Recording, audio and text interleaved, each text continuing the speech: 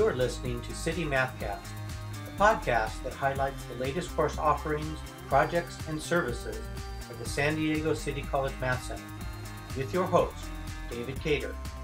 Stay tuned and get ready to experience CityMathCast.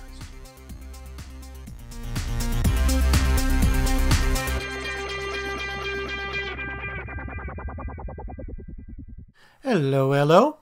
I'm your host, David Cater, Director of the City College Math Center. Welcome to CityMathCast, Episode 1. This episode features a new and exciting program that empowers students to create their own instructional videos. It's called Student-Generated Video. I'll also interview Professor Paul Young, who teaches one of the Math Center's unique online self-paced courses. I'll be back with the feature story after this.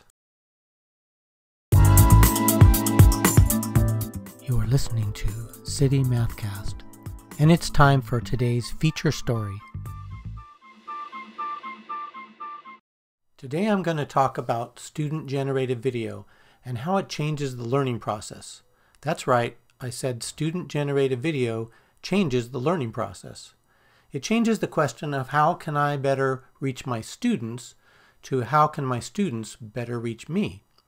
For the most part, faculty tend to ask students to demonstrate their learning by writing papers or filling out Scantrons.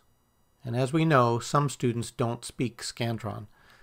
The student-generated content model empowers students to communicate in an entirely different way, with integrated video. Students are asked to create a short instructional video that explains a concept learned in class. They use current technology to teach the concept to the instructor and the other students in an engaging and exciting way. Bloom's taxonomy holds that one of the highest forms of learning is to synthesize learned information into a unique form of communication. With the student-generated content model, students are sealing their own understanding of the subject matter in a very effective and meaningful way. You can learn more about the student-generated model at studentgenerated.com. The website covers many aspects of this form of learning, including accessibility, intellectual property rights, research on learning theory, and interviews with practitioners who use the model. Our first student-generated production at City College took place in fall 2009. It was truly a collaboration among several departments. Students from radio TV wrote the script, operated the camera, and edited the video. The drama department provided the stage and set up the lighting. I helped with the math visuals and overall editing. Students from the Math Center filled out the cast. Math Center staff captioned the video. The final product was posted on YouTube and iTunes University. Here's a short sample. Tonight we're going to learn about fractions and how to add them up.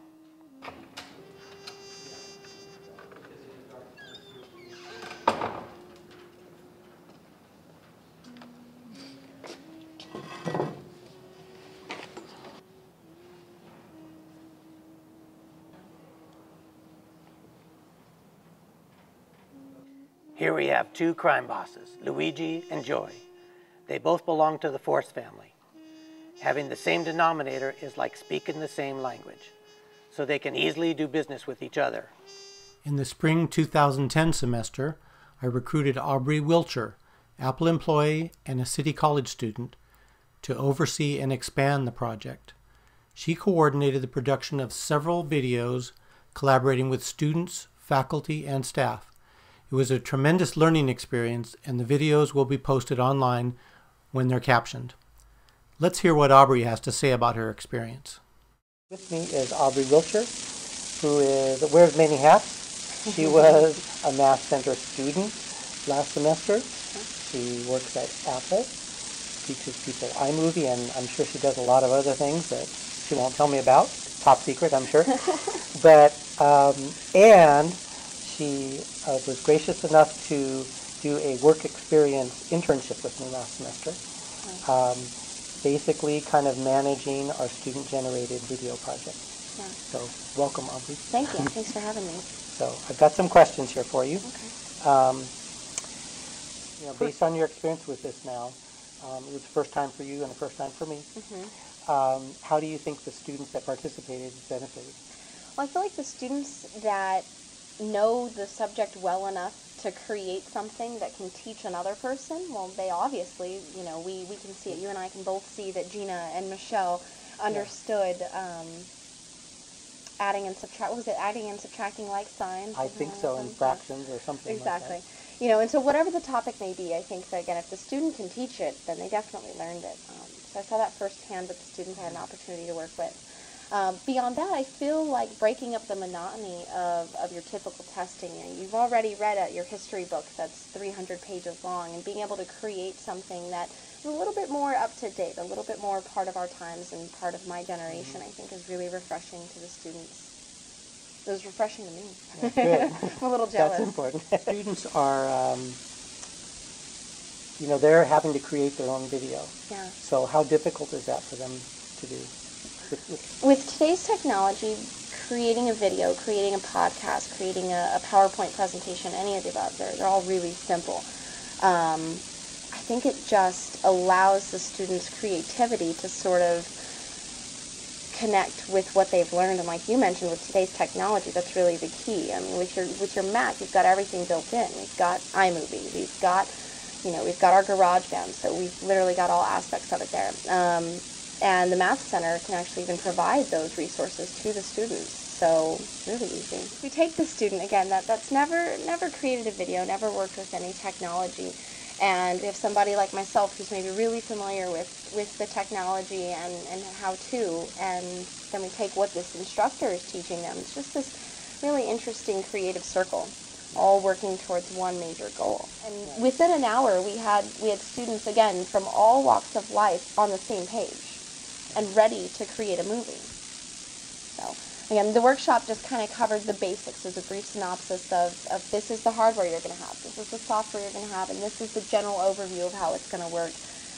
There's also an interesting opportunity to sign away the paperwork and talk about our Creative Commons and licensing. It's good. I think more workshops in the future, and maybe even bring the teacher in on those workshops and set some guidelines. Speaking of the future, that's my next question. Okay.